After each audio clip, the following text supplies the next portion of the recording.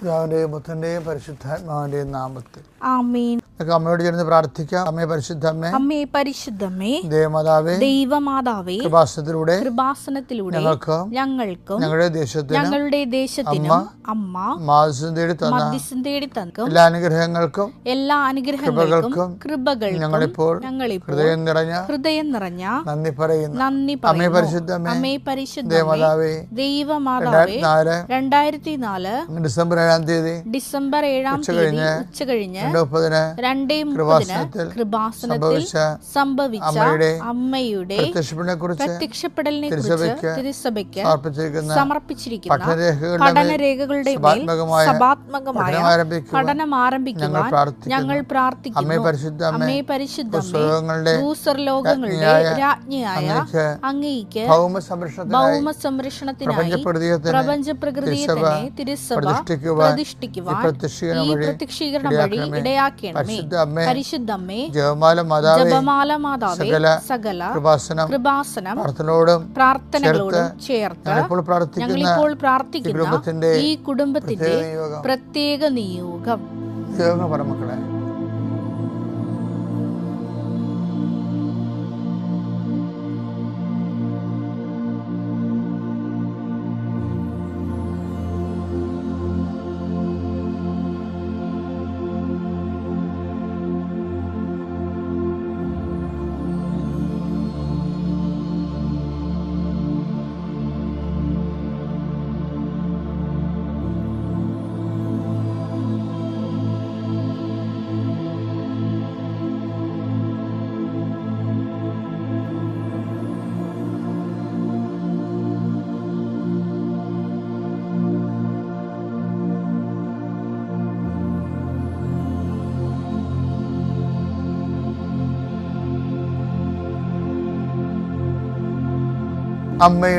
അമ്മയുടെ പ്രത്യക്ഷീകരണത്തിന്റെ അനുഗ്രഹവേളയിൽ ഞങ്ങൾക്ക് സാധിച്ചു തരുവാൻ കനിയണമേ.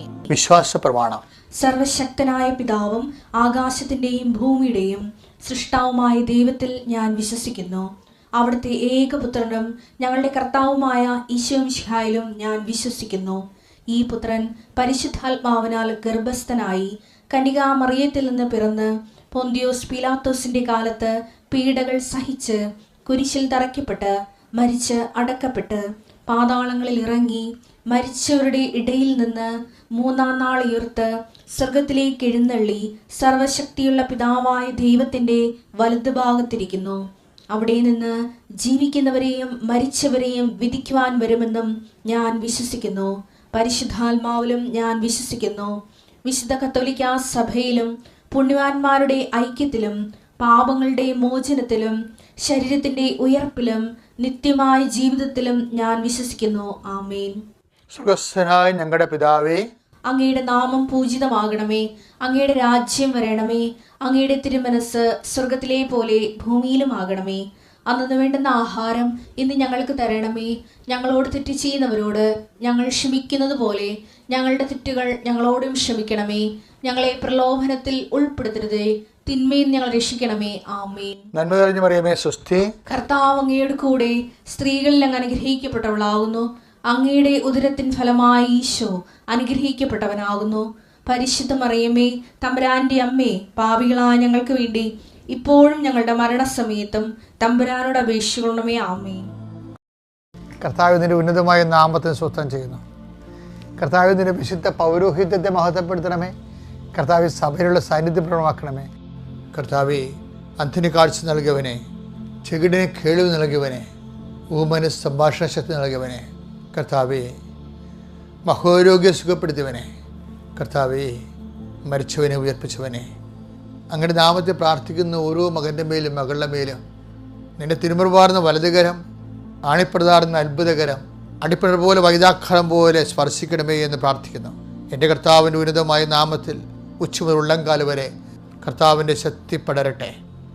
കർത്താവ്, അങ്ങയുടെ മക്കൾ ഈ അതിപ്രഭാതത്തിൽ എഴുന്നേറ്റ് നിന്നുകൊണ്ട് അതീവ ജാഗ്രതയോടുകൂടിയും സന്തോഷത്തോടെയും കൂടി കർത്താവെ ഇന്നത്തെ ജീവിതത്തെ അങ്ങേക്ക് സമർപ്പിക്കുകയാണ്.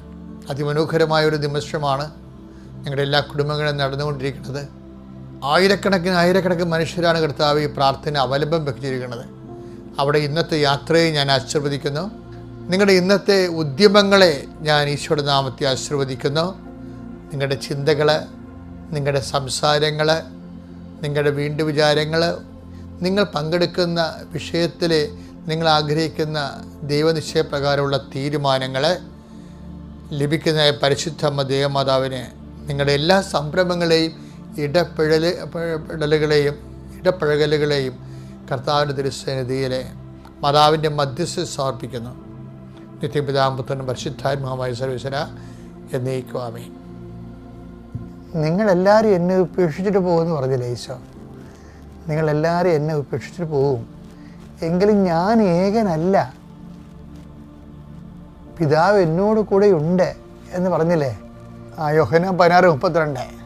എന്നാൽ നിങ്ങൾ ഓരോരുത്തരും താന്താങ്ങളുടെ വഴിക്ക് ചിതറിക്കപ്പെടുകയും എന്നെ ഏകനായി വിട്ടുപോവുകയും ചെയ്യുന്ന സമയം വരുന്നു. അല്ല, അത് വന്നു കഴിഞ്ഞു. എങ്കിലും ഞാൻ ഏകനല്ല, കാരണം പിതാവ് എന്നോട് കൂടെയുണ്ട്. ഇതാണ് റോങ്ങായി പോയത്. സംഭവം സത്യമാണ്. പിതാവ് എന്നോട് കൂടെ ഉണ്ടാകുമല്ലോ. ഈ പാഷൻ കോൺഷ്യസ് ഒക്കെ വരുമ്പോൾ ഈശോ അതിലേക്ക് അതിജീവിച്ചിരുന്നത് ഇപ്പം 3-4 പ്രാവശ്യം, ചിലർ 4 പറയും, ചിലർ 3 പറയും. മനുഷ്യപുത്രൻ ശത്രുക്കരങ്ങൾ ഏൽപ്പിക്കപ്പെടും. നമ്മൾ ജെറുസലേമിലേക്ക് പോവുകയാണ്. അവിടുത്തെ മനുഷ്യപുത്രൻ ശത്രുക്കരങ്ങൾ ഏൽപ്പിക്കപ്പെടും. അവർ അവനെ പീഡിപ്പിക്കും, വധിക്കും, 3-ാം ദിവസം ഉയർത്തെഴുന്നേൽക്കും എന്ന് പറയുമ്പോഴും ഒരു ഡെത്ത് കോൺഷ്യസ്, പാഷൻ കോൺഷ്യസ് ഒരു കർത്താവിൻ്റെ മനസ്സിലൂടെ കടന്നു പോകുമ്പോൾ കർത്താവിനെ നിലനിർത്തിക്കൊണ്ടിരുന്നതെല്ലാം 16:32 എന്താണ്? പിതാവ് എന്ത് പ്രയാസങ്ങളിലൂടെ പോയാലും പിതാവ് എൻ്റെ കൂടെ ഉണ്ടാകുമെന്നുള്ളത്. പിതാവ് എൻ്റെ കൂടെ ഉണ്ടാവത്തില്ല എന്നുള്ളത് അവസാനത്തെ ഈശോയുടെ വെളിപ്പാടാണത്. മനസ്സിലാക്കി ഈശോയുടെ അറിവ്. ഈശോ ധരിച്ചിരുന്നത് മുഴുവനും പിതാവ് എൻ്റെ കൂടെ ഉണ്ടാകും, അപ്പോൾ എനിക്കത് അതിജീവിക്കാൻ പറ്റുമെന്നാണ്. എനിക്കത് ജീവിക്കാൻ പറ്റും. ഇപ്പം ഈശോയുടെ മനുഷ്യാവതാരം എന്ന് പറയുമ്പോൾ ഈ മാനുഷികതയുടെ ഒരു പിൻപിടുത്തം ഉള്ളത് കാരണം ചില കാര്യങ്ങളുടെ അറിവുകൾ കാലക്രമേണ അറിവ് വരത്തുള്ളൂ. കാലക്രമേണ എന്ന് വെച്ച് കഴിഞ്ഞാൽ ആ സമയമാകുമ്പോൾ, അതാണ് ഈശോ പറഞ്ഞത്, ആ സമയത്ത് അറിവ് നൽകുമെന്ന്. ലൂക്ക 12:12 വയസ്സേ. സിനഗോഗുകളിലും അധികാരികളുടെയും ഭരണാധിപന്മാരുടെയും മുമ്പിലും അവർ നിങ്ങളെ കൊണ്ടുപോകുമ്പോൾ എങ്ങനെ എന്ത് ഉത്തരം കൊടുക്കുമെന്നും ഇതല്ലേ നമ്മുടെ പ്രശ്നം. നമുക്കൊരു വഴി കാണുന്നില്ല. എങ്ങനെ എന്ത് ഉത്തരം കൊടുക്കുമെന്നും എന്തു പറയുമെന്നും ഉത്കണ്ഠാകുലരാകേണ്ട. എന്താണ് പറയേണ്ടതെന്ന് ആ സമയത്ത് പരിശുദ്ധാത്മാവ് നിങ്ങളെ പഠിപ്പിക്കും. ഇത് നിങ്ങൾ കേട്ടപ്പോൾ നിങ്ങൾക്ക് അത്ര വെയിറ്റ് തോന്നിയില്ലല്ല? നല്ല വെയിറ്റേജുള്ള വചനമാണിത്. എന്താ കാര്യത്തിൽ ചില കാര്യങ്ങൾ ക്രിസ്തുവിനും ആ സമയത്താണ് കിട്ടത്തുള്ളൂ. ഇപ്പം എന്താ ഇപ്പം പറഞ്ഞത്? നേരത്തെ പറഞ്ഞത് എന്താണ്? 16:32 നിങ്ങളെല്ലാവരും എന്നെ ഏകനായി വിട്ടുപോകുന്ന കാലം വരും, പക്ഷേ എങ്കിലും ഞാൻ ഏകനല്ല, പിതാവ് എന്നോട് കൂടെ ഉണ്ട്. പക്ഷെ നമുക്കറിയാമല്ല, കർത്താവിൻ്റെ യഥാർത്ഥ പീഡാനുഭവത്തിൻ്റെ ഭാഗമാണ് ആബ്സെൻസ് ഓഫ് ഫാദർ, പിതാവിൻ്റെ അസാന്നിധ്യം. ഇപ്പം എൻ്റെ കൂടെ ഉണ്ടാകുമെന്നാണ് പറയണമെന്നുണ്ടെങ്കിലും അതെന്താ വെച്ചാൽ പരിശുദ്ധാത്മാവിൻ്റെ പ്രവർത്തന ഫലമായിട്ട് പിതാവ് ഇല്ലാത്ത കാര്യം ഈശോനോട് മുൻകൂട്ടി പറഞ്ഞിട്ടില്ല. ആ സമയത്തെ പറയത്തുള്ളൂ. അതെപ്പോൾ ചില ആ സമയമാകുമ്പോൾ ഈശോ ഏലോയ് ഏലോയ് ലാമ സബക്താനി, അതാണ് ആ സമയം എന്ന് പറയുന്നത്. മർക്കോസ് 15:34 9-ാം മണിക്കൂർ ആയപ്പോൾ, 9-ാം മണിക്കൂർ, അതാണ് ആ സമയം. യേശു ഉച്ചത്തിൽ നിലവിളിച്ചു, എലോയ് എലോയ് ലാമാ സബക്താനി. മരണത്തിന്റെ ലാസ്റ്റ് നിമിഷമാണ്.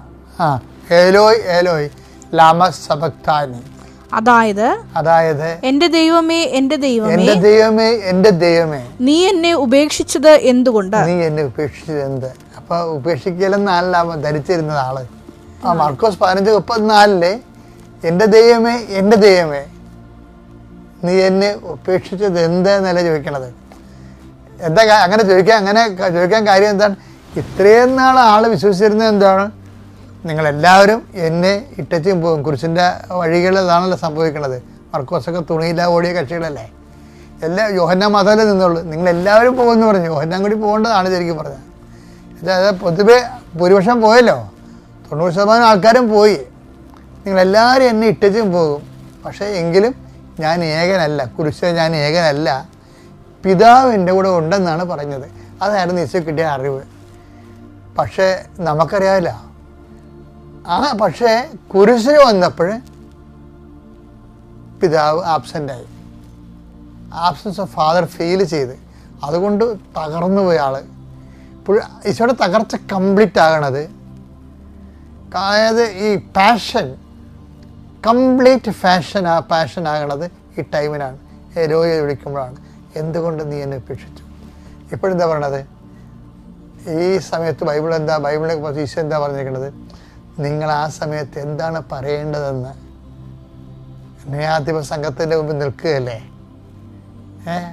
ഇതല്ലേ ഈശോ നിന്ന ന്യായാധിപ സംഘം. ഈശോയുടെ വചനങ്ങളെക്കുറിച്ച്, ഈശോയ്ക്ക് സംഭവിക്കാൻ പോണ കാര്യത്തെക്കുറിച്ച് പരിശുദ്ധാത്മാവ് വചനം വെളിപ്പെടുത്തുമ്പോൾ ഈശോൻ്റെ കാര്യം കൂടി വെളിപ്പെടുത്തിയിട്ടുണ്ട് അതിൻ്റെ അകത്ത്. എന്താ പറഞ്ഞിരിക്കണത്? നിങ്ങളങ്ങനെ ആ സമയത്ത് എന്താണ് പറയേണ്ടതെന്ന്. കാര്യം പറച്ചിലാണ് കാര്യം ഇരിക്കുന്നത്. കാര്യം വിശ്വാസത്തിൻ്റെ പ്രകടനങ്ങളെന്ന് പറയുന്നത് എന്തൊക്കെയാണ്? 4 എന്തൊക്കെയാണ് വിശ്വാസ പ്രകടനങ്ങൾ? എന്താണത്?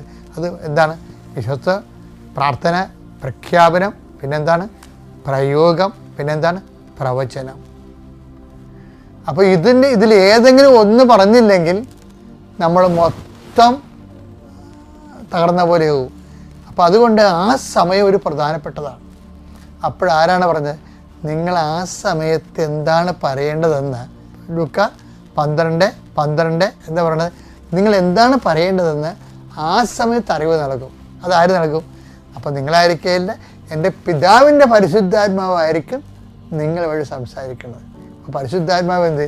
ഇപ്പോഴാണ് എലോയ് വിളിക്കുമ്പോഴാണ് പരിശുദ്ധാത്മാവ് കാര്യം കറക്റ്റ് കംപ്ലീറ്റ് പാഷൻ സംഭവിച്ചു കഴിഞ്ഞു. അപ്പോൾ പരിശുദ്ധാത്മാവ് ഈശോൻ്റെ ചെവി പറയും, Jesus, this is that time. ആ സമയമാണിത്. നീ പണ്ട് പറഞ്ഞില്ലേ, എന്താണ് നീ എന്താണ് സംഘത്തിന് പറയേണ്ടതെന്ന് മുൻകൂട്ടി ആലോചിക്കേണ്ട, ആ സമയത്ത് അറിവ് നൽകുമെന്ന്. ഇപ്പം നീ പറയേണ്ടത് എന്താണെന്ന് അറിയാമോ? പരിശുദ്ധാത്മാ പറഞ്ഞിരുന്നല്ലേ ഈശോ പറഞ്ഞത്. ഇപ്പം നീ എന്താ പറയേണ്ടത്? I come in my spirit എന്ന് പറയണം. This is Bible. ഇപ്പം നീ പറയേണ്ടത് ഈശോയ്ക്ക് പരിശുദ്ധാത്മാ പറഞ്ഞു കൊടുക്കുകയാണ്. എന്താണ് ഇപ്പം നീ പറയേണ്ടത്? എന്താണ്? I come on my spirit. പിതാവ് ഇവിടെ എവിടെയോ ഉണ്ട്. I know it. എനിക്ക് പക്ഷേ ഇപ്പം അനുഭവവേദ്യമാകുന്നില്ല. ഞാൻ അവിടുത്തെ അഗോചരമായ കൈകളിലേക്ക് എൻ്റെ ആത്മാവിനെ സമർപ്പിച്ചുകൊണ്ട് വിശ്വാസം പ്രഖ്യാപിക്കുക പിതാവിലുള്ള. യേശുവേ സ്തുതി, മാതാവേ നന്ദി. മാതാവ് ഈ ആൾത്താരയിൽ മാതാവ് പ്രത്യക്ഷപ്പെട്ട ഈ ആൾത്താരയിൽ സാക്ഷ്യം പറയാൻ സാധിച്ചതിന് മാതാവിന് 1000 നന്ദി. എൻ്റെ പേര് സെബാസ്റ്റ്യൻ. ഞാൻ തിരുവനന്തപുരത്തു നിന്ന് വരുന്നു. അവിടെ പോങ്ങുമൂട് ഇടവക അംഗമാണ് ഞാൻ. മാതാവിൻ്റെ 10, 20, 25 വർഷമായിട്ട് മാതാവിൻ്റെ നല്ലൊരു ഭക്തനാണ്. മാതാവിനോട് നന്നായിട്ട് പ്രാർത്ഥിക്കാൻ എപ്പോഴും നന്നായിട്ട് പ്രാർത്ഥിക്കും. അപ്പോൾ അതെൻ്റെ ഒരു സുഹൃത്ത്, വളരെ എൻ്റെ അടുത്തൊരു സുഹൃത്ത് ജേക്കറാണ് എന്നെ ഇതിലേക്ക് കൊണ്ടുവന്നത്. അപ്പോൾ മാതാവിൻ്റെ ഏത് പള്ളിയും ഏത് ദേവാലയം കണ്ടാലും ഞാൻ അവിടെ വന്ന് പ്രാർത്ഥിക്കും. അവിടെ കയറി ഒരു കൊന്ത എല്ലിയിട്ടാണ് ഞാൻ പോകുന്നത്. അപ്പോൾ ഇവിടെ 2020 തൊട്ട് ഞാനിതിൽ തിരുവനന്തപുരത്ത് നിന്ന് നാട്ടിലേക്ക് പോകുമ്പോൾ ഇവിടെ വന്ന് ഒരു കൊന്ത എത്തിച്ച് കഴിയുമ്പോഴേക്കും നല്ലൊരു പീസ് ഓഫ് മൈൻഡ് കിട്ടും എനിക്ക്. അത് കഴിഞ്ഞിട്ടാണ് ഞാൻ തിരിച്ച് ഡ്രൈവ് ചെയ്യുന്നത്. ഇപ്പോൾ 2020 തൊട്ട് ഞാൻ ഇവിടെ ഇടയ്ക്കിടയ്ക്ക് വരും.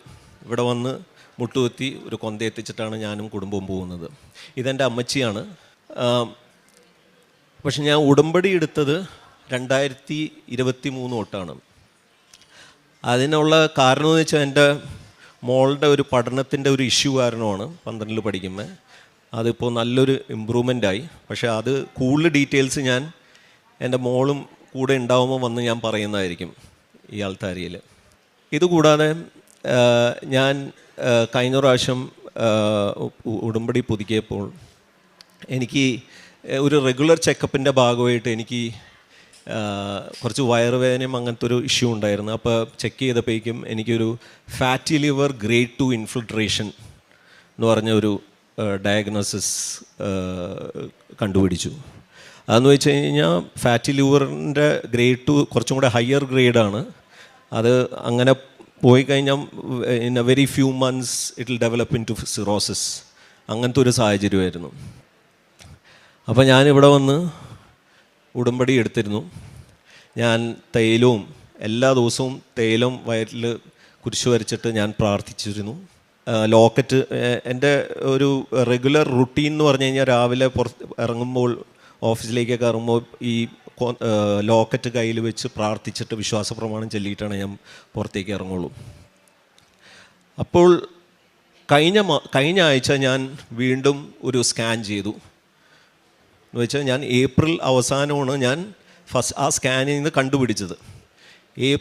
അത് കഴിഞ്ഞപ്പോൾ 2 മാസം, that is in July first വീക്കിൽ ഞാൻ സ്കാൻ ചെയ്തപ്പോൾ എൻ്റെ fatty liver grade 2 is reversed, grade 1 ആയി. അപ്പോൾ ഡോക്ടർ സ്കാൻ ചെയ്തപ്പോഴേക്കും ഏപ്രിലാണ് ഇത്. പുള്ളി തിരികെ വീണ്ടും എന്നെ വിളിച്ചിട്ട് ഒന്നും കൂടെ സ്കാൻ ചെയ്തു. അപ്പോൾ ഞാൻ പറഞ്ഞു എന്ത് സംഭവിച്ചു? അപ്പോൾ പുള്ളിക്കാരത്തി പറഞ്ഞ് 6 മാസമെങ്കിലും എടുക്കും ഇത് റിവേഴ്സ് ചെയ്യാൻ വേണ്ടിയിട്ട്. പക്ഷേ ഇത് 2 മാസത്തിൽ തന്നെ റിവേഴ്സ് ചെയ്ത് കിട്ടി. അതിനുവേണ്ടി ഞാൻ മാതാവിന് 1000 നന്ദി അർപ്പിക്കുന്നു ഇവിടെ. ഇതുകൂടാതെ ഇതെൻ്റെ അമ്മച്ചിയാണ്. അമ്മച്ചി പണ്ട് ഉടമ്പടി എടുത്താണ്. ഇപ്പോൾ 70 വയസ്സായി. ആൾ തൃശ്ശൂരിൽ നിന്നാണ് വന്നേക്കുന്നത്. ഇപ്പം ആളുടെ കാലിൽ ഭയങ്കര നീരായിരുന്നു, നീരും നല്ല വേദനയും, പസ്സൊക്കെ വന്ന്. അത് കഴിഞ്ഞ ഡിസംബർ തൊട്ട് പല ഡോക്ടർമാരെയും കാണിച്ചു, ഓർത്തോ അങ്ങനത്തെ പല ഡോക്ടേഴ്സിനെയും കാണിച്ചു. പക്ഷെ അതിന് ഒരു കുറവുണ്ടായില്ല. അപ്പോൾ ഞാൻ കഴിഞ്ഞ പ്രാവശ്യം ഏപ്രിൽ 28 ഇവിടെ വന്നപ്പോൾ ഉടമ്പടിയിൽ അമ്മച്ചീനെ സമർപ്പിച്ചിരുന്നു. ഇപ്പം 2 മാസമായിട്ടുള്ളൂ. 2 മാസത്തിനുള്ളിൽ അമ്മച്ചിയുടെ കാലുവേനയും പസ്സും ഇതെല്ലാം പോയി. ഇപ്പം അമ്മച്ചി ബസ്സിലാണ് വന്നേക്കുന്നത്. ബൈ ദ വേ, ആൾക്ക് ആ സമയത്ത് നടക്കാനും പറ്റില്ലായിരുന്നു, ഭയങ്കര ബുദ്ധിമുട്ടായിരുന്നു. വേദന എന്ന് പറഞ്ഞ് എപ്പോഴും ഭയങ്കര പെയിൻ കില്ലറും കഴിച്ചുകൊണ്ടിരുന്ന സ്ത്രീയായിരുന്നു. ഇപ്പോൾ കൂളായിട്ട് ഇപ്പോൾ ഇന്ന് പറയായിരുന്നു, ഞാൻ ബസ്സിൽ വന്നപ്പോൾ നല്ല സുഖമായിരുന്നു, കാറിലേക്കാളും നല്ല സുഖമാണെന്ന് പറഞ്ഞു. അപ്പോൾ അമ്മച്ചി എല്ലാ ദിവസവും ഈ തൈലം പുരട്ടി പ്രാർത്ഥിക്കുമായിരുന്നു. അമ്മുട്ടിൻ്റെ ഭാഗത്ത് തൈലം പുരട്ടി പ്രാർത്ഥിക്കുമായിരുന്നു. അപ്പോൾ ഇത് 2 മാസത്തെ ക്വിക്കായിട്ട് സൊല്യൂഷൻ തന്നതിന് മാതാവിന് ഞങ്ങൾ വളരെ അധികം നന്ദി ഞങ്ങൾ സമർപ്പിക്കുന്നു. ഇത് കൂടാതെ എൻ്റെ ചേട്ടനുണ്ട്, ദുബായിലായിരുന്നു ആൾ. 2020 പെട്ടെന്ന് ഒരു പുള്ളി വൈകുന്നേരം ജോഗിങ് കഴിഞ്ഞ് വീട്ടിലെത്തിയപ്പോഴേക്കും പെട്ടെന്ന് പുള്ളി വീണു മരിച്ചുപോയി. പുള്ളി ഹാർട്ട് അറ്റാക്കായിരുന്നു. ആൾക്ക് 2 പിള്ളേരുണ്ട്. മൂത്തവൻ്റെ പേര് ജോ എന്നാണ്. അവൻ നല്ല ബ്രില്യൻ്റാണ്, പക്ഷെ അവൻ പഠിക്കില്ല, ഭയങ്കര ഉഴപ്പനായിരുന്നു. അപ്പോൾ മരിക്കുന്നേക്കാളും മുമ്പൊക്കെ എൻ്റെ ചേട്ടൻ എന്നെ വിളിച്ചിട്ട് പറയും, കാരണം എന്നോട് കുറച്ച് അടുപ്പമുണ്ടായിരുന്നു ജോവിന്, പറയും ഇവൻ്റെ ഒന്നും സെറ്റിലാവുന്നില്ല, ഇവൻ ഡിഗ്രി കഴിഞ്ഞു എന്നിട്ടും ഒരു സെറ്റിൽമെൻ്റ് ആവുന്നില്ല, ഇവൻ പഠിക്കുന്നില്ല, ഉഴപ്പി നടക്കുകയാണ്, എന്ത് ചെയ്യും എന്ന് പറഞ്ഞാൽ ചേട്ടന് ഭയങ്കര വിഷമമായിരുന്നു. അപ്പോൾ ചേട്ടൻ മരിച്ചപ്പോൾ എനിക്കും എൻ്റെ മൂത്ത ചേട്ടനും ഭയങ്കര വിഷമമായിരുന്നു. എന്താ അത് ചെയ്യാൻ പറ്റുന്നതെന്നുള്ള ഞാനിങ്ങനെ ആലോചിച്ചുകൊണ്ടിരിക്കുകയായിരുന്നു. അപ്പോൾ അവനും വേണ്ടി ഞാനിവിടെ വന്ന് ഉടമ്പടി എടുത്തുന്നുള്ളതാണ്. ഇവിടെ ഉടമ്പടി എടുത്തതിന് ശേഷം അവനൊരു കോൺട്രാക്ട് ജോബ് ഉണ്ടായിരുന്നു. കോൺട്രാക്ട് ജോബ് എന്ന് പറഞ്ഞാൽ it's not a permanent job. അതവൻ രാജിവെച്ചു. അവൻ ഒരു MS in data analytics Rochester university Dubai ക്യാമ്പസിൽ ജോയിൻ ചെയ്തു. And he became quite a serious guy in his studies. എന്ന് വെച്ചാൽ നല്ല രീതിയിൽ പഠിച്ചു. അവന് 98% ഉണ്ടായിരുന്നു ക്വാളിഫൈ ചെയ്തപ്പോഴേക്കും. ആൻഡ് പുള്ളിക്കൊരു ഇൻറ്റേൺഷിപ്പും കിട്ടി അവിടെ ഒരു ടെക് കമ്പനിയിൽ. പക്ഷേ ആ ഇൻറ്റേൺഷിപ്പ് അവന് എപ്പോഴും എക്സ്റ്റൻഷനാണ് കിട്ടിക്കൊണ്ടിരിക്കുന്നത്. അപ്പോൾ അവൻ ചോദിക്കും, എന്നെ പെർമനൻ്റ് ആക്കാൻ പറ്റുമോ? അപ്പോൾ അതിനുള്ള ചാൻസ് ഇല്ല, you will have to look for other job if you want need a permanent job എന്നുള്ള രീതിയിലായിരുന്നു അവിടുത്തെ ആ സ്ഥാപനത്തിലെ സീനിയർ മാനേജേഴ്സ് പറഞ്ഞു. അപ്പം ഞാൻ കഴിഞ്ഞ ഏപ്രിൽ 28 ഞാൻ പറയണം, ഏപ്രിൽ 28 ഞാൻ ഇവിടെ വന്നു ഉടമ്പടി എടുത്തു, അവന് സമർപ്പിച്ചിരുന്നു. ഒന്നും കൂടെ ഞാൻ സമർപ്പിച്ചത്, ഉടമ്പടി പുതുക്കിയതാണ് കഴിഞ്ഞ ഏപ്രിൽ 28 അവനെ വീണ്ടും സമർപ്പിച്ചു. ആദ്യമേ സമർപ്പിച്ചപ്പോൾ ഇവന് നല്ല മാർക്കോടെ ക്വാളിഫൈ ചെയ്തു. സമർപ്പിച്ച് ഇവൻ എങ്ങനെയും ഒരു പെർമനൻറ്റ് ജോബ് മാതാവേ ഇവന് കിട്ടണമെന്ന് പറഞ്ഞിട്ട് ഞാൻ അവന് വേണ്ടി എല്ലാ ദിവസവും പ്രാർത്ഥിക്കും. അവനൊരു ലോക്കറ്റും ഇവിടെ നിന്ന് മേടിച്ച ലോക്കറ്റ് അയച്ചു കൊടുത്തിരുന്നു. അവൻ്റെ പേഴ്സിൽ അത് വെക്കുമായിരുന്നു. അവൻ എല്ലാ ദിവസവും അത് വെച്ച് പ്രാർത്ഥിക്കാൻ പറഞ്ഞിട്ട് അവൻ അത് ചെയ്യുമായിരുന്നത്. ഞാൻ ഏപ്രിൽ 28 ഞാൻ ഉടമ്പടി എടുത്ത് കഴിഞ്ഞപ്പോൾ ഏപ്രിൽ 29 ഇവൻ്റെ കമ്പനിയിൽ, അവിടുത്തെ ആ ടെക് കമ്പനിയിൽ ഒരാൾ രാജിവെച്ചു, ഒരാൾ റിസൈൻ ചെയ്തു. അങ്ങനെ അവിടെ ഒരു വേക്കൻസി വന്നു. ആ വേക്കൻസിയിൽ ഇവനെ കൺസിഡർ ചെയ്തു. അത്രയ്ക്ക് ക്വിക്കായിട്ടാണ് സംഭവം നടന്നത്. ഏപ്രിൽ 28 ഞാൻ ഉടമ്പടി എടുക്കുന്നു. പിറ്റേ ദിവസം ദുബായിൽ വെച്ച് ആ ടെക് കമ്പനിയിൽ ഒരാൾ രാജിവെക്കുന്നു, ഇവനെ ആ ഇതിലേക്ക് കൺസിഡർ ചെയ്യുന്നു. ആൻഡ് അവൻ്റെ സാലറി എന്ന് പറഞ്ഞു കഴിഞ്ഞാൽ ഓൾമോസ്റ്റ് 6 times ദ സാലറിയും കൂടെയാണ്. അപ്പോൾ അവന് തന്നെ ഒന്നും വിശ്വസിക്കാൻ പറ്റില്ല. അപ്പോൾ ഞാൻ പറഞ്ഞു, മാതാവിനോട് നന്ദി പറഞ്ഞ് നീ ഇത് ചെയ്യണം. അവൻ വീഡിയോ അയച്ചു തന്നു. മാതാവിനെ നന്ദി പറഞ്ഞിട്ട് ഒരു വീഡിയോയും എനിക്ക് അയച്ചു തന്നിരുന്നു. അപ്പോൾ മാതാവിന് വീണ്ടും ഞാൻ നന്ദി അർപ്പിക്കുന്നു. ഇതുകൂടാതെ ഞാനും എൻ്റെ വൈഫും ഒരു ട്രെയിനിങ് ബിസിനസ് നടത്തുന്നുണ്ട് തിരുവനന്തപുരത്ത്. അപ്പോൾ ഒരു 3-4 മാസം മുമ്പ് അത്ര നല്ല രീതിയിലല്ല പോയിക്കൊണ്ടിരുന്നത്. ഒരു പോർട്ട്ഫോളിയോ മാത്രമേ ഉണ്ടായുള്ളൂ. ഇവിടെ വന്ന് സമർപ്പിച്ചപ്പോഴേക്കും ഇപ്പോൾ ഒരു 4-5 പോർട്ട്ഫോളിയോ കൂടുതലായി. ബിസിനസ്സിനും നല്ല ഒരു വളർച്ച കിട്ടി, നല്ലൊരു ഇമ്പ്രൂവ്മെൻറ്റ് കിട്ടി. അതിനും ഞാൻ മാതാവിനോട് പ്രത്യേകം നന്ദി അറിയിക്കുകയാണ്. ഇതുകൂടാതെ എൻ്റെ ഉടമ്പടി ജീവിതം എങ്ങനെയായിരുന്നു എന്ന് വെച്ച് കഴിഞ്ഞാൽ, ഞാൻ എല്ലാ ദിവസവും ബൈബിള്, അത് ഞാൻ പണ്ട് തൊട്ടേ എല്ലാ ദിവസവും ബൈബിള് വായിക്കും. ഇപ്പോൾ കുറച്ചും കൂടെയും കൂടുതൽ സമയം ഞാൻ ചിലവാക്കാറുണ്ട്. അതുകൂടാതെ ഞാൻ മറ്റേ ഉടമ്പടി ലോക്കറ്റും തൈലവും അത് ഞാൻ പറഞ്ഞ പോലെ എല്ലാ ദിവസവും ഞാൻ അത് പുരട്ടിയിട്ടാണ് പുറത്ത് ഇറങ്ങാറുള്ളൂ. വൈകുന്നേരവും കുടുംബ പ്രാർത്ഥനയ്ക്ക് ശേഷവും ഞാൻ പുരട്ടിയിട്ടാണ് കിടന്നുറങ്ങുന്നത്. ഇതുകൂടാതെ ഞാൻ അവിടെ തിരുവനന്തപുരത്ത് ഒരു ക്യാൻസർ ഹോമിന് വേണ്ടി ഞാൻ വർക്ക് ചെയ്യുന്നുണ്ട്. എല്ലാ ആഴ്ചയും ഞാൻ അവിടെ പോയിട്ട് എല്ലാ മാസവും എനിക്ക് അതൊരു BPL ഫാമിലീസിലുള്ള ഫ്രീ അക്കോമഡേഷനും ഫുഡാണ്. അവിടെ RCC ഉള്ള കാരണം അങ്ങനെ ഒരു സ്ഥാപനമുണ്ട്, ഞങ്ങളുടെ അച്ഛന്മാരെ നടത്തുന്ന സ്ഥാപനമാണ്. അപ്പോൾ ഡയറക്ടർ അച്ഛനും മദറിൻ്റെ ഒരു ഹെൽപ്പോടെ ഞാനും അവിടെ നല്ല രീതിയിൽ എനിക്ക് ഇൻവോൾവ് ചെയ്യാൻ സാധിച്ചു.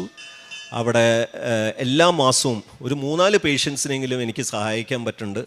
അതുപോലെ ഞാനും എൻ്റെ ഒരു സുഹൃത്തും കൂടെയും ഒരു ബ്ലഡ് ഗ്രൂപ്പ് ഫോം ചെയ്തു. കാരണം ഈ പേഷ്യൻസിനെന്ന് പറഞ്ഞു കഴിഞ്ഞാൽ ഈ കീമോവും അതൊക്കെ കഴിഞ്ഞ് അവിടെ ബ്ലഡ് കൗണ്ടും ഇതൊക്കെ കുറയും. അപ്പോൾ ബ്ലഡ് ഡോണേഴ്സിന് ഇഷ്ടം പോലെ ആവശ്യമാണ്. അപ്പോൾ ഞങ്ങളുടെ ഈ ഫോറം ബേസിക്കലി ബ്ലഡ് ഡോണേഴ്സിന് പ്രൊവൈഡ് ചെയ്യുന്നു. അത് ഇതുവരെ ഞാനും എൻ്റെ കൂട്ടുകാരനും ആ ഒരു ഫോറം ഒരു 10,000-4,000 പേഷ്യൻസിനെ ഞങ്ങൾക്ക് ഹെൽപ്പ് ചെയ്യാൻ പറ്റിയിട്ടുണ്ട് ഇതുവരെ. 2016 സ്റ്റാർട്ട് ചെയ്തത്. ഇപ്പോൾ നമുക്ക് ഒരു 10 പേരെങ്കിലും എല്ലാ മാസവും ഞങ്ങൾക്ക് ഹെൽപ്പ് ചെയ്യാൻ പറ്റുന്നുണ്ട് ബ്ലഡ് ഡോണർ. അത്രയ്ക്ക് റിക്വയർമെൻ്റ് ആണ്. അപ്പോൾ അതെല്ലാം മാതാവിൻ്റെ ഒരു ഇടപെടലാണെന്ന് ഞാൻ 100% വിശ്വസിക്കുന്നു. കാരണം ഞാൻ മാതാവിനോട് ആ രീതിയിലാണ് ഞാൻ പ്രാർത്ഥിക്കുന്നത്. അപ്പോൾ മാതാവിന് വീണ്ടും ഞങ്ങൾ ഇവിടെ ഈ അൾത്താരയിൽ നിന്ന് ഇവിടെ ഈ പ്രത്യക്ഷപ്പെട്ട മാതാവിനെ നോക്കി നന്ദി പറയുന്നു. ഈ അനുഗ്രഹം ലഭിച്ചതിന് വളരെ വളരെയധികം നന്ദി. പിന്നെ ഈ പത്രം എന്ന് പറയുന്ന സംഭവം, ഇവിടുത്തെ കൃപാസന പത്രം ഞാൻ ഇവിടെ നിന്ന് കൊണ്ടുപോകുമ്പോൾ എനിക്ക് ഒരു ബുദ്ധിമുട്ടും ഇല്ലാതെ അത് കൊടുക്കാൻ പറ്റും. കാരണം അവിടുത്തെ ക്യാൻസർ പേഷ്യൻസ്, ഇപ്പം ഞാൻ ചെന്ന് കഴിഞ്ഞാൽ ക്യാൻസർ പേഷ്യൻസ് എൻ്റെ അടുത്ത് ചോദിക്കും, ചേട്ടാ മറ്റേ പത്രം കിട്ടിയോ, പുതിയ പത്രം കിട്ടിയോ? ഞാൻ അവിടെ ചെന്ന് അവിടെ ഓരോ റൂമിലും ചെന്ന് കൊടുക്കുമെങ്കിൽ അവർ ഇല്ല എനിക്ക് ഒരെണ്ണം കൂടെ വേണം, എൻ്റെ ചേട്ടൻ്റെ മോൻ വരും ഇപ്പം എന്ന് പറഞ്ഞിട്ട് അവിടെ ആ ക്യാൻസർ റൂമിൽ തന്നെ എനിക്ക് കംപ്ലീറ്റ്ലി കൊടുക്കുക. ഒരു 10 മിനിറ്റിൽ എനിക്കത് തീർക്കാൻ പറ്റുന്ന രീതിയിലാണ്. കാരണം അവർക്കും ഭയങ്കര ഇൻട്രസ്റ്റാണ് ഇത് വായിക്കാൻ വേണ്ടിയിട്ട്. പിന്നെ ഇതൊക്കെയാണ് എൻ്റെ ഭാഗത്തു നിന്നുള്ള സാക്ഷ്യങ്ങളും. പിന്നെ വേറൊരു ഈ ഇവിടെ വന്ന് പ്രാർത്ഥിച്ചതിന് ശേഷം, ഉടമ്പടിയൊക്കെ എടുത്തതിന് ശേഷം എൻ്റെ ജീവിതത്തിൽ വന്നൊരു മാറ്റം എന്ന് പറഞ്ഞാൽ എനിക്ക് എല്ലാവരെയും നല്ല രീതിയിൽ സഹായിക്കാൻ പറ്റുന്നുണ്ട്. എന്ന് വെച്ച് കഴിഞ്ഞാൽ ഒരാൾ ഇപ്പോൾ സഹായം ചോദിച്ചു കഴിഞ്ഞാൽ ഓക്കെ പറ്റുമോ ഇല്ല, ഇല്ല പറ്റൂല, പക്ഷേ ഞാൻ പറ്റൂല എന്ന് പറയില്ല. ഞാൻ പറഞ്ഞു ഞാൻ ഒന്ന് ശ്രമിക്കട്ടെ, ഞാൻ എന്നിട്ട് അതിനുവേണ്ടി ശ്രമിച്ച് I will go out of the way to see if there is a way out. അങ്ങനത്തെ ഒരു സ്റ്റാൻഡാണ് ഞാൻ എപ്പോഴും എടുക്കുന്നത്. അപ്പോൾ എനിക്ക് മിക്കപ്പോഴും എനിക്ക് ആൾക്കാരെ ഹെൽപ്പ് ചെയ്യാൻ, ഇപ്പോൾ ആർക്കെങ്കിലും എന്തെങ്കിലും ജോലിയുടെ കാര്യത്തിനോ എന്തെങ്കിലും ഒരു ട്രെയിനിങ്ങിൻ്റെ കാര്യത്തിലോ അല്ലെങ്കിൽ ഒരു ഓറിയൻറ്റേഷൻ കൗൺസിലിങ്ങിൻ്റെ എനിക്ക് സഹായിക്കാൻ പറ്റും അവരെ. അപ്പോൾ അതൊരു വലിയൊരു മാറ്റമായിരുന്നു. പിന്നെ ഇത് കൂടാതെ സന്ധ്യാപ്രാർത്ഥനയും എല്ലാവരെയും ഈ ആരെങ്കിലും വന്ന് പ്രാർത്ഥിക്കണമെന്ന് പറയാം അവരെയൊക്കെ സമർപ്പിച്ച് ഓരോരുത്തരുടെ പേര് വിളിച്ച് പറഞ്ഞ് സമർപ്പിച്ച് എനിക്ക് ആ ഒരു കൊന്ത ചെല്ലാൻ സാധിക്കുന്നുണ്ട്. ഇതൊക്കെയാണ് എൻ്റെ ജീവിതത്തിൽ വന്ന മാറ്റങ്ങൾ ഇവിടെ വന്ന് ഉടമ്പടി എടുത്തതിന് ശേഷം. അമ്മ മാതാവിനും ഈശോയ്ക്കും 1000 നന്ദി ഞാൻ പറയുന്നു. Thank you. യേശുവെ നന്ദി, യേശുവെ സ്തുതി. എനിക്ക് തന്ന ഈ അനുഗ്രഹത്തിനെ ഞാൻ ഈശോയ്ക്കും തിരുക്കുമാരനും 1000 നന്ദി പറഞ്ഞുകൊണ്ട് സമർപ്പിക്കുന്നു. എൻ്റെ രോഗം, എൻ്റെ കാലിലെ നീരും വേദനയും മാറ്റിത്തന്ന ഈശോയ്ക്കും തിരുക്കുമാരനും ഞാൻ നന്ദി പറയുന്നു. യേശുവെ സ്തോത്രം, യേശുവെ മഹത്വം. സാമുവേലിൻ്റെ 1-ാം പുസ്തകം 12-ാം അധ്യായം 14-ാം തിരുവചനം. നിങ്ങൾ കർത്താവിനെ ബഹുമാനിക്കുകയും സേവിക്കുകയും അവിടുത്തെ സ്വരം ശ്രവിക്കുകയും കൽപ്പനകൾ ധിക്കരിക്കാതിരിക്കുകയും നിങ്ങളും നിങ്ങളെ ഭരിക്കുന്ന രാജാവും ദൈവമായ കർത്താവിനെ അനുഗമിക്കുകയും ചെയ്താൽ എല്ലാം ശുഭമായിരിക്കും. സെബാസ്റ്റ്യൻ ആൻ്റണി എന്ന ഈ സഹോദരൻ തൻ്റെ കുടുംബത്തിൽ ഓരോരുത്തർക്ക് ലഭിച്ച ദൈവാനുഭവങ്ങളെ പരിശുദ്ധ കൃപാസന മാതാവിൻ്റെ തിരുനടയിൽ സന്തോഷത്തോടെ സാക്ഷ്യപ്പെടുത്തുകയാണ്. സഹോദരന് വന്ന ഫാറ്റി ലിവർ ഗ്രേഡ് 2 അത് യാതൊരു മരുന്നും ഉപയോഗിക്കാതെ ഉടമ്പടി നേർച്ച വസ്തുക്കൾ മാത്രം പ്രയോഗിച്ച് അത് 2 മാസത്തിനുള്ളിൽ റിവേഴ്സായി മാറിയതിനെക്കുറിച്ച് സാക്ഷ്യപ്പെടുത്തി. അമ്മയ്ക്ക് നടക്കുവാൻ പോലും ആവാതെ കാലിൽ മുഴുവൻ നീരും പസ്സുമൊക്കെയായി ഏറെ ക്ലേശം അനുഭവിച്ചത്, പലരെയും കാണിച്ച് ചികിത്സിച്ചിട്ട് യാതൊരു ഫലവുമില്ലാതിരുന്നത്, പിന്നീട് അമ്മ മാതാവിൻ്റെ ഉടമ്പടി തൈലം കുരിശടയാളം വരച്ച് കാലിൽ അത് ഉപയോഗിച്ചതിലൂടെ പൂർണ്ണ സൗഖ്യം ലഭിച്ച് നടക്കുവാനും ദീർഘദൂരം യാത്ര ചെയ്യുവാനും അമ്മയ്ക്ക് ലഭിച്ച സാഹചര്യത്തെയും ആരോഗ്യത്തെയും ഓർത്ത് അമ്മയും പരിശുദ്ധമ്മയുടെ തിരുനടയിൽ നന്ദി പറയുന്നു, സാക്ഷ്യപ്പെടുത്തുന്നു. അതോടൊപ്പം തന്നെ സഹോദരൻ്റെ സാക്ഷ്യത്തിൽ നമ്മൾ ശ്രദ്ധയോടെ ശ്രവിച്ചത് ക്വാളിറ്റി ഓഫ് ലൈഫ്, ജീവിതം എങ്ങനെ മാറുന്നു എന്നതിനെക്കുറിച്ചാണ്. സഹോദരൻ 2-3 കാര്യങ്ങൾ അത് സൂചിപ്പിച്ചു. മറ്റുള്ളവരെ സഹായിക്കുവാനുള്ള പുതിയ വഴികൾ കണ്ടെത്തുവാനും ദൈവസ്നേഹത്തോടും സന്മനസ്സോടും അവരുടെ ജീവിതങ്ങളെ ശാക്തീകരിക്കുവാൻ ഉടമ്പടി ജീവിതത്തിലൂടെ എന്നെ അമ്മ മാതാവ് സഹായിച്ചു. മറ്റുള്ളവർക്ക് രക്തം ദാനം ചെയ്യുന്ന ആ പ്രക്രിയ അത് ഒരു സഹോദരനുമായി ചേർന്ന് തുടങ്ങുകയും അത് ഓരോ മാസവും ആവശ്യം വരുന്നതനുസരിച്ച് അല്പം പോലും മടിയില്ലാതെ ദാനമായി നൽകുന്നതിന് ഒത്തിരി പേരെ ലിങ്ക് ചെയ്ത് ആ പ്രോഗ്രാം നന്നായി കൊണ്ടുപോകുവാൻ 10,000 പേരുടെ രക്തദാനത്തിന് നാളിതുവരെ സഹായിക്കുവാൻ സാധിച്ചുവെന്ന്. മറ്റൊന്നൊരു ക്യാൻസർ കെയർ ഹോമിൽ നിരന്തരമായി സഹായിക്കുന്നതിന്, രോഗികളെ പ്രാർത്ഥിച്ച് ബലപ്പെടുത്തുന്നതിന്, ആശ്വസിപ്പിക്കുന്നതിന്, അവരുടെ അത്യാവശ്യ കാര്യങ്ങൾക്ക് കൂട്ടാകുന്നതിന് അമ്മ മാതാവിൻ്റെ ഈ ഉടമ്പടി ജീവിതത്തിലൂടെ നിരന്തരം ലഭിക്കുന്ന പ്രചോദനത്തെയും സഹോദരൻ സാക്ഷ്യപ്പെടുത്തി. പ്രിയമുള്ളവരെ, ഉടമ്പടി നമ്മളെ ഓരോരുത്തരെയും ക്വാളിറ്റി വർദ്ധിച്ച വ്യക്തികളായിട്ടാണ് മാറ്റിക്കൊണ്ടിരിക്കുക. നമ്മൾ അമ്മ മാതാവിൻ്റെ തിരുനടയിൽ ഉടമ്പടി എടുക്കുമ്പോൾ നമുക്ക് ലഭിക്കുന്ന ഒരു ബന്ധം, ഒന്ന് ഈശോയുടെ പ്രാർത്ഥിക്കുവാനുള്ള ഒരു സന്തോഷവും തുറവിയുമാണ്. എന്താണ് പ്രാർത്ഥനയെന്നത് പോലും നമ്മൾ കുറേ കൂടി അറിഞ്ഞ് മനസ്സിലാക്കുന്നത് ഉടമ്പടി ജീവിതത്തിലാണ്. രണ്ടാമത്തത്, ഉടമ്പടി ജീവിതം നമ്മളെ കുറേ കൂടി ദൈവാത്മാവുള്ള മനുഷ്യരായി പരിവർത്തനപ്പെടുത്തുന്നു. നമ്മുടെ കാര്യം മാത്രം നോക്കി ജീവിക്കാതെ കുറേ കൂടി മറ്റുള്ളവർക്ക് നമ്മുടെ സമയം, നമ്മുടെ സമ്പത്ത്, നമ്മുടെ ആരോഗ്യം, നമ്മുടെ സാധ്യതകൾ അത് പങ്കുവയ്ക്കുവാൻ വേണ്ടിയുള്ള വഴികളിലേക്ക് നമ്മളെ അമ്മ മാതാവ് നിരന്തരം പ്രചോദിപ്പിച്ച് നയിച്ചു കൊണ്ടിരിക്കും. മറ്റൊന്ന്, ഉടമ്പടി ജീവിതം നമുക്ക് കൃത്യമായ ഒരു ഓറിയൻറ്റേഷനും ഒരു ലക്ഷ്യബോധവും നമ്മുടെ ജീവിതത്തിന് കൈമാറിത്തരും. അത് കേവലം ഈ മണ്ണിനുള്ള ജീവിതമല്ല എൻ്റേത് നിത്യതയിലേക്കുള്ള യാത്രയാണ്. അതിനു വേണ്ടുന്ന നിക്ഷേപം ഈ ലോകത്തിൽ നന്മ പ്രവൃത്തികളിലൂടെ നിരന്തരം ഞാൻ നേടിക്കൊണ്ടിരിക്കണം എന്നൊരു ബോധ്യം നമുക്ക് കൈമാറുകയും നമ്മുടെ ജീവിതത്തിൻ്റെ പാപാവസ്ഥകളിൽ നിന്ന് പിന്മാറുവാനും ഹൃദയസമാധാനത്തോടെ ജീവിതത്തെ നയിക്കുവാനും ഉടമ്പടി നമ്മളെ സഹായിക്കുന്നു. അതുകൊണ്ട് ഓർക്കണമേ, ഉടമ്പടി എടുക്കുന്നത് ഏതെങ്കിലും ഒരു കേവല കാര്യം സാധിക്കുവാനുള്ള എളുപ്പവഴിയായിട്ടല്ല, മറിച്ച് ജീവിതത്തെ തന്നെ മാറ്റിമറിക്കുവാൻ ഉപകരിക്കുന്ന സുനിശ്ചിത വഴിയായി ഉടമ്പടിയെ നമുക്ക് കാണുവാനാവണം. സഹോദരൻ പറഞ്ഞ 3 കാര്യങ്ങൾ, 2 രോഗസൗഖ്യം, സഹോദരൻ്റെ മകൻ്റെ വിദേശത്തുള്ള പഠനവും ജോലിയും, ഓരോ കാര്യവും സമയച്ചുരുക്കമാണ് നമ്മളോട് പറഞ്ഞത്. സഹോദരൻ പറഞ്ഞു വിതിൻ ഷോർട്ട് ടൈം, വളരെ സമയച്ചുരുക്കത്തിൽ ഓരോ കാര്യവും രോഗം റിവേഴ്സായി, അമ്മയുടെ രോഗം സൗഖ്യപ്പെട്ടു, മകന് വിദേശത്ത് പോകുവാനും മകന് ഉടമ്പടി പുതുക്കിയതിൻ്റെ തൊട്ടടുത്ത ദിവസം ജോലിയിൽ അവിടെ ഇൻഡക്റ്റ് ആകുവാനും സാധിക്കുന്നു. ഓരോന്നും നമ്മളോട് പറയുക, സമയഘടികാരം നെഞ്ചിൽ ചാർത്തി പ്രത്യക്ഷപ്പെട്ട അമ്മ മാതാവ് ലോകത്തോട് സമയം കുറവാണ്, ജീവിതത്തെ ദൈവത്തിന് പ്രിയങ്കരമാകുന്ന വിധം സൂക്ഷിച്ചുപയോഗിക്കുവാൻ ഉത്തരവാദിത്തമുണ്ട്. നിങ്ങൾക്ക് സമയച്ചുരുക്കത്തിൽ നൽകുന്ന ഓരോ അനുഗ്രഹവും ദൈവനാമത്തെ വേഗത്തിൽ മഹത്വപ്പെടുത്തുന്നതിന് വേണ്ടി നൽകുന്ന അവസരമായി കാണണമെന്നാണ്. ഈ കുടുംബത്തിന് ലഭിച്ച ഈ അനുഗ്രഹങ്ങൾക്ക് അമ്മ മാതാവിനും തിരുക്കുമാരനും നന്ദി പറഞ്ഞുകൊണ്ട് കരങ്ങളടിച്ച് സമയച്ചുരുക്ക അനുഭവങ്ങൾ നമുക്ക് നൽകണമേ എന്ന് അമ്മയോട് പ്രാർത്ഥിക്കാം.